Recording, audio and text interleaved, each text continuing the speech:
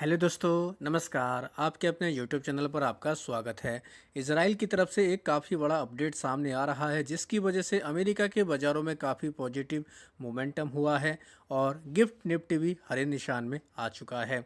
कई सारी कंपनियां ऐसी हैं जो खबरों के दम पर सुबह बाज़ार ओपन होने के दौरान बाज़ार के रडार पर रहेंगी। सभी चीज़ों को इस वीडियो में हम डिस्कस करेंगे। वीडियो शुरू करने से पहले कहना चाहूँगा, अगर किसी ने चैनल पर फर्स्ट टाइम विजिट किया है तो चैनल को सब्सक्राइब कर लें और बेल आइकन को ज़रूर दबा लें। सबसे पहले बात करेंगे डाउ जोन्स यानी अमेरिका के बाज़ारों के बारे में। लगभग 400 पॉइंट की तेज़ी अमेरिका के बाज़ारों में रही है। निचले लेवल से अगर इसको काउंट करें तो लगभग 600 पॉइंट के आसपास की शानदार जंप डाउ जोन्स में देखने को मिली है। नैस्डैक में भी लगभग लगभग कह सकते हैं 1% के आसपास की तेजी है। यहाँ पर भी निचले लेवल से लगभग 300 पॉइंट के आसपास की ज़बरदस्त रिकवरी देखने को मिली। क्रूड ऑयल के प्राइस ऊपरी लेवल से गिर चुके हैं। अगर देखा जाए दोस्तों, हम लोग को $99 से गिरकर हम लोग को 95 के आसपास देखने को मिले। हालांकि अभी थोड़ी सी रिकवरी आई है, ये बीच में 94 के भी नीचे हमें देखने को मिल रहा था। तो ऐसा क्यों हुआ है दोस्तों, उसके पीछे का हमें एक बड़ा कारण देखने को मिल रहा है। इसराइल के जो प्रधानमंत्री हैं नेतन्याहू, इनकी तरफ से एक खबर देखने को मिली है। अभी दोस्तों क्या हुआ था, यूएस और ईरान के बीच में जो हम लोग को सीज फायर की डील देखने को मिली थी, उसमें लेबनान को लेकर काफ़ी बड़ा मामला था, जिसमें बताया जा रहा था कि लेबनान के ऊपर लगातार इजराइल हमला कर रहा है और इसी वजह से इस डील को लेकर अनसर्टेनिटी देखने को मिल रही थी। अब बेंजामिन नेतन्याहू की तरफ से हमें एक खबर देखने को मिली, इन्होंने अप्रूव कर दिया है, ये बातचीत शुरू कर रहे हैं लेबनान के साथ में, खास तौर पर सीज फायर को लेकर। तो ये एक ऑफिशियल खबर देखने को मिली है, क्योंकि दोस्तों इसको आने वाले हफ्ते में यूएस में इसको लेकर बातचीत भी होने वाली। हालांकि हिजबुल्लाह की तरफ से रिजेक्ट कर दिया गया है कि वो डायरेक्ट बातचीत करने को तैयार नहीं है। हालांकि ये कहा जा रहा है कि ऑफिशियल खबर के जरिए कि हिजबुल्लाह सीज फायर की मांग कर रहा है। तो ये कहीं ना कहीं काफ़ी लेटेस्ट बड़े डेवलपमेंट देखने को मिले हैं, जिसकी वजह से हम लोगों को दोस्तों ये पॉजिटिव मोमेंटम देखने को मिला। नेतन्याहू ने दोस्तों यानी कि इजराइल के प्राइम मिनिस्टर की तरफ से, नेतन्याहू की तरफ से एक तरीके से इनकी जो कैबिनेट है उसको भी आदेश दे दिए गए हैं कि वो नेगोशिएशन करें लेबनान के साथ में।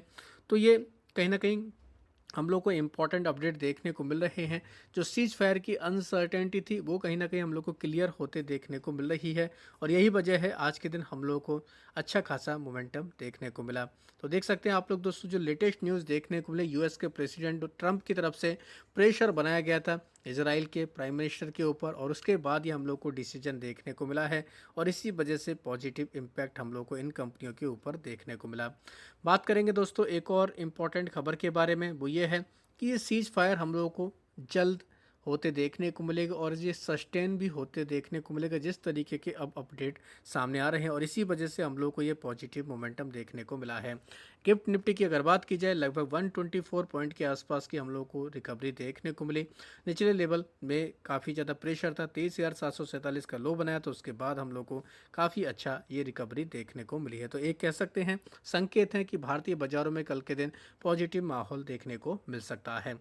अब बात करेंगे दोस्तों यूएस के साथ में जो भारत की ट्रेड डील है, इसको लेकर भी अपडेट सामने आ रहे हैं। इंडियन डेलीगेशन विजिट करेगा, वाशिंगटन में बातचीत करेगा इस महीने। ये हम लोग को दोस्तों, जो यूएस के हम लोग को यहाँ पर एक तरीके से एम्बेसडर देखने को मिलते हैं, राजदूत, इनकी तरफ से ये बयान देखने को मिला है, यानी कि इस महीने तक हमें ट्रेड डील फाइनल होते देखने को मिलेगी। तो भारत के लिए भी कहीं ना कहीं एक पॉजिटिव खबर है। तो इसका भी कहीं ना कहीं बाजार के ऊपर हमें रिएक्शन देखने को मिल सकता है। बात करेंगे दोस्तों आईटी कंपनियों के बारे में। टीसीएस के जो Q4 के रिजल्ट आए हैं, जिस तरीके का माहौल है, जिस तरीके का वातावरण है, उसके हिसाब से देखा जाए तो टीसीएस ने ठीक ठाक परफॉर्मेंस रिपोर्ट किया है, और इस वजह से पूरा आईटी सेक्टर कल के दिन बाजार के रडार पर रहेगा। हालांकि अमेरिका में जो इन्फोसिस और विप्रो का एडीआर लिस्टेड है, वहां पर हमें प्रेशर ही देखने को मिला। कहीं ना कहीं कह सकते हैं कि थोड़ा म्यूटेड हम लोगों को रिएक्शन देखने को मिला है। तो Infosys, Wipro, TCS, tech Mahindra, HCL tech जैसी कंपनियों के ऊपर नजर रख सकते हैं। विप्रो वैसे भी फोकस में रही, क्योंकि इस कंपनी ने बाईबैक की खबर का ऐलान किया है। 16 अप्रैल को कंपनी की बोर्ड की मीटिंग में Q4 के रिजल्ट के साथ साथ कंपनी बाईबैक का भी ऐलान करेगी। तो इस वजह से भी यह कंपनी बाजार के रडार पर देखने को मिलने वाली है। आईआरवी इंफ्रा की बात करेंगे, कंपनी का जो मार्च का टोल का रेवेन्यू आया है 783 करोड़, 21% की यहाँ पर हमें जंप देखने को मिली है। साथ ही कंपनी ने FY27 को लेकर ग्रोथ भी काफ़ी ज़बरदस्त बताई है। तो ये भी कह सकते हैं हम लोगों को कंपनी के लिए एक इम्पॉर्टेंट पॉजिटिव खबर देखने को मिल रही है। इससे पहले कंपनी ने 649 करोड़ के आसपास का रेवेन्यू रिपोर्ट किया था, जो बढ़कर 783 करोड़ हो चुका है। HDFC लाइफ के ऊपर नज़र रखनी है। HDFC लाइफ की 16 अप्रैल को बोर्ड की मीटिंग होगी। कंपनी इक्विटी के जरिए प्रेफरेंशियल इशू जारी करके फंड जुटाने पर विचार कर सकती है। तो इस वजह से ये कंपनी भी बाजार के रडार पर रहेगी। बात करेंगे सात्विक ग्रीन के बारे में। सात्विक ग्रीन की सब्सिडरी कंपनी ने 109 करोड़ का ऑर्डर हासिल किया है।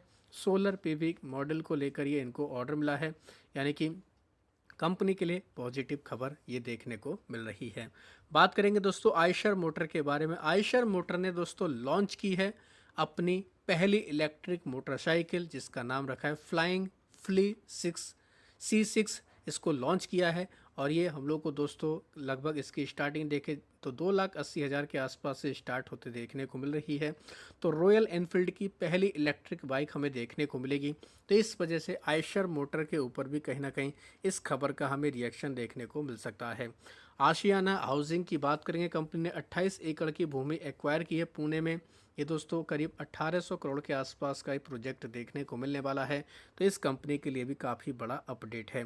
GHB इंफ्रा को प्रोजेक्ट हासिल हुआ है, 216 करोड़ का वर्क ऑर्डर मिला है। महाराष्ट्र में इनको ये काम करना है। तो ये भी कंपनी के लिए पॉजिटिव खबर देखने को मिल रही है। JSW स्टील की बात करेंगे। कंपनी ने Q4 का बिजनेस का अपडेट दिया है। क्रूड स्टील का आउटपुट देखें 1% घटकर आया है क्वार्टर ऑन क्वार्टर के बेसिस पर और 3% ईयर ऑन ईयर के बेसिस पर, यानी कि बिजनेस में थोड़ा सा हमें प्रेशर ही देखने को मिल रहा है। बात करेंगे प्रेस्टीज एस्टेट के बारे में। कंपनी ABIL ग्रुप के साथ में 9,000 करोड़ का रेजिडेंशियल प्रोजेक्ट को डेवलप करेगी मुंबई के वर्सोवा में। इसको लेकर ये काम करने वाली है। तो इस कंपनी के लिए भी काफ़ी इम्पोर्टेंट खबर देखने को मिल रही है। BSE के ऊपर नज़र रखनी है। FNO को लेकर BSE को सेबी की तरफ से परमिशन मिल चुकी है। लॉन्च करेंगे BSE focused IT index derivative. तो ये भी BSE के लिए काफ़ी पॉजिटिव खबर है। बात करेंगे पूनावाला फिनकॉर्प के बारे में। कंपनी के बोर्ड ने अप्रूव कर दिया है QIP। कंपनी ने लॉन्च कर रही है। फ्लोर प्राइस 390 रुपये 26 पैसे के आसपास रखा गया है। लगभग 2,500 करोड़ का ये हम लोग को QIP देखने को मिलेगा। तो इस वजह से ये कंपनी भी काफ़ी ज़्यादा हमें बाजार के रडार पर देखने को मिल जाएगी। तो पूनावाला फिनकॉर्प, इसको भी चाहे तो आप अपने रडार पर रख सकते हैं। इनके अलावा बात करेंगे KEC इंटरनेशनल के बारे में। इसकी सब्सिडरी को 46 करोड़ का इनकम टैक्स का नोटिस मिला है। हालांकि FY23 का ये मामला देखने को मिल रहा था।